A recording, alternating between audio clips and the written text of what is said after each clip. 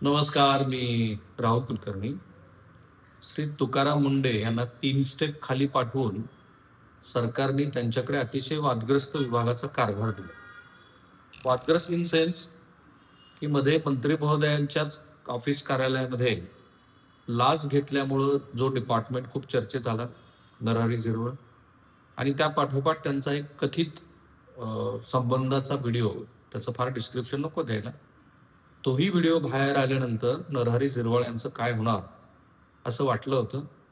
त्या food and drug डिपार्टमेंटमध्ये तुकाराम मुंडे यांच्यासारख्या धडाडीच्या अधिकाऱ्याला आयुक्त केलं गेलं. आता खरं तर एवढं त्यांना 3 स्टेप करते सचिव लेवलचे अधिकारी आहेत आणि तरीही त्यांना आयुक्त पदावरती आणलं गेलंय. तर हे त्यांच्यासारख्या अधिकाऱ्याच्या दृष्टीनं थोडीशी निराशाजनक बाब असू शकते. तुकाराम मुंडे यांच्या सतत होत असलेल्या बदल्यांचं रेकॉर्ड पाहिलं तर सरकार काही ना काहीतरी कारणावरून तुकाराम मुंडे यांच्यावरती नाराज आहे असं दिसलं. आणि आज तर ज्या पद्धतीची कारवाई तुकाराम मुंडे यांनी केली आहे, त्याच्यानंतर तर कदाचित जर पतंजलीच्या श्री रामदेव बाबा यांचे हितचिंतक सत्ताधारी घटक पक्षामध्ये असतील तर ती नाराजी आणखी वाढणारच आहे असं दिसतं. कारण काय झालंय, तुकाराम मुंडे यांनी 2 दिवसापूर्वी चार्ज घेतला आणि मला लगेच एफडीएच्या 2-3 अधिकाऱ्यांचा फोन आला की अहो बरं झालं, आता आमचं डिपार्टमेंट पूर्ण स्वच्छ होईल. आपल्याला कल्पना असते की स्वच्छ होईलचा अर्थ असा असतो की ते मुळापासून स्वच्छ करायला लागतं आणि ती काही एका माणसाची नाही आहे ती क्षमता. पण तरी तुकाराम मुंडेंनी ते प्रयत्न सुरू केले आणि इंटरेस्टिंगली पहिल्याच दिवशी आंब्यामध्ये असलेलं, म्हणजे आंब्याच्या पल्पमध्ये असलेली भेसळ, दुधातली भेसळ वगैरे वगैरे सगळं बाहेर यायला लागलं. पण आता ही प्रेस नोट बघा, एफडीए डिपार्टमेंटची आहे. त्या प्रेस नोटमध्ये असं म्हटलंय की ज्याच्यामध्ये श्री रामदेव बाबा आणि त्यांचे जे सहकारी आहेत ते दोघं मिळून जे पतंजली चालवतात, त्या पतंजलीचा ह्याच्याशी संबंध येतो आहे. आणि मुख्यत्वे असं दिसतंय की मेसर्स दिव्या फार्मसी हरिद्वार उत्तराखंड या उत्पादकाचा ज्याच्याशी संबंध आहे. कारण मी ते याचा थोडीशी माहिती घेतली तर असं लक्षात आलं की दिव्या फार्मसी ही दिव्या योग मंदिर ट्रस्ट DYMTचा एक भाग आहे. हे आधी लक्षात घेतलं की मग तुकाराम मुंडेंनी केलेल्या कारवाईचे संदर्भ आपल्या लक्षात येतात.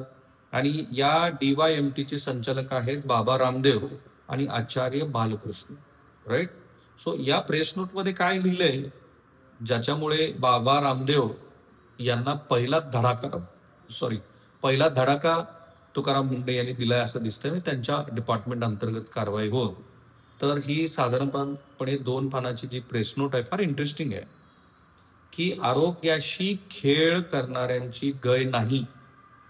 आयुक्त तुकाराम मुंडे यांच्या आदेशानुसार राज्यभरात एफडीए औषधावरील आक्षेपार्ह जाहिरातीविरुद्ध धडक मोहीम.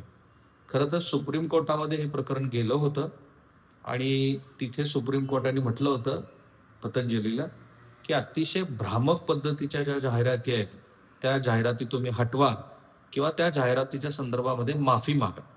आता प्रत्यक्षात त्यांनी माफी मागितल्याच्याही बातम्या आल्या, जेवढं मला आता आठवतं. नंतर हाही खुलासा आला की आम्ही काही माफी मागितलेली नाही वगैरे. पण हा शब्द फार इंटरेस्टिंग आहे. 29 मे 2026च्या ह्या प्रेस नोट मधली पहिली 4 वाक्यच असं लक्षात येतात की रामदेव बाबा यांच्या ट्रस्टकडनं चुकीचं घडत आहे. आरोग्याशी खेळ करणाऱ्यांची गय नाही. आयुक्त तुकाराम मुंडे यांच्या आदेशानुसार राज्यभरात एफडीएची औषधावरील आक्षेपार्ह जाहिरातीविरुद्ध धडक मोहीम. मुद्दे 3. नंबर 1, औषधं व जादूटोणा विरोधी कंसात आक्षेपार्ह जाहिराती कायदा 1954 अंतर्गत राज्यभरात छापे टाकले.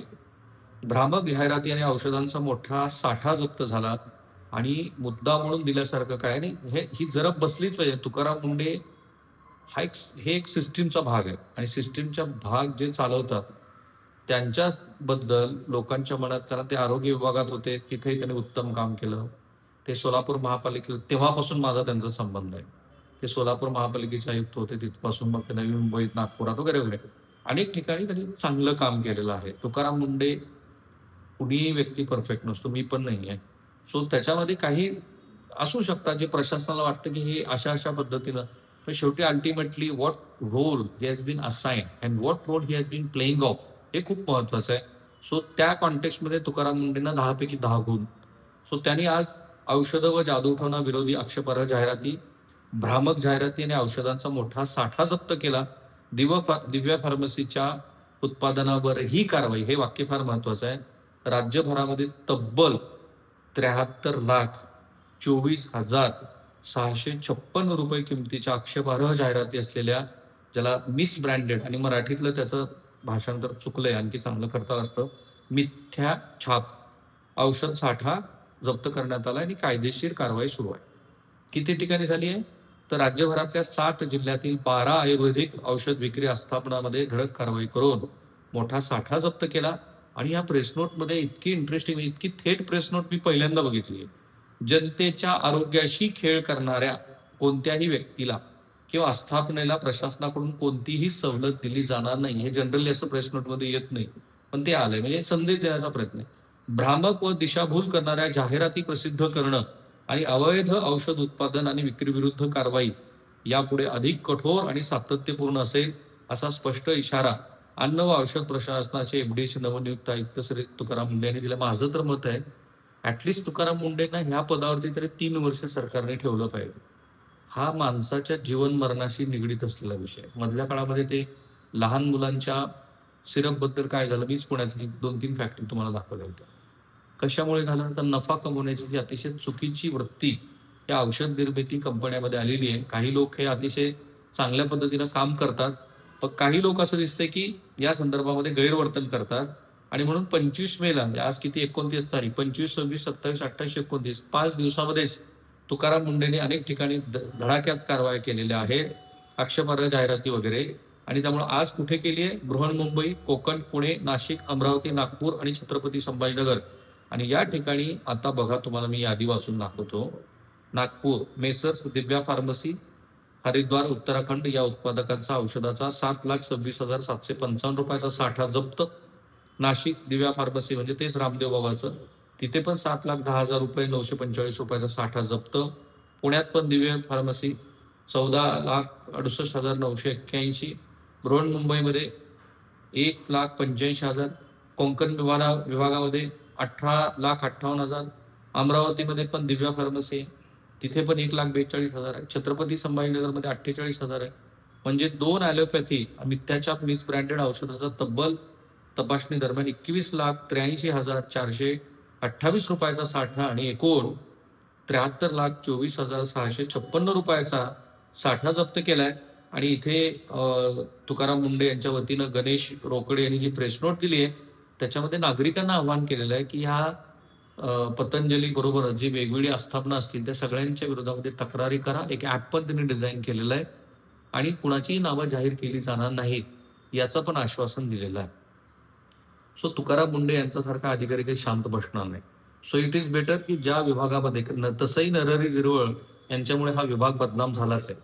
मला पुन्हा एकदा गेल्या आठवड्यामध्ये नरहरी झिरवळ यांच्याच विभागासंदर्भामध्ये असा भला मोठा निवेदनाची कॉपी एकाने व्हॉट्सअपवरती पाठवली आहे. हवी तर मी मुख्यमंत्री कार्यालयात ती पाठवून पण देईन, कारण मी सध्या नीटमध्ये खूप बिझी असल्यामुळं मी त्या प्रकरणाकडे फारसं लक्ष दिलं नाही.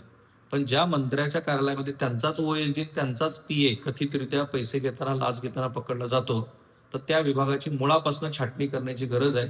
त्या कॉन्टेक्स्टमध्ये तुकाराम मुंडेंना या पद्धतीची नियुक्ती देऊन सरकारनं चांगलं काम केलं. आता तिथं फक्त त्यांना काम करू दिलं पाहिजे, कारण पतंजलीला साथ घातलाय Tukaram Munde. Thank you. Channel subscribe करा.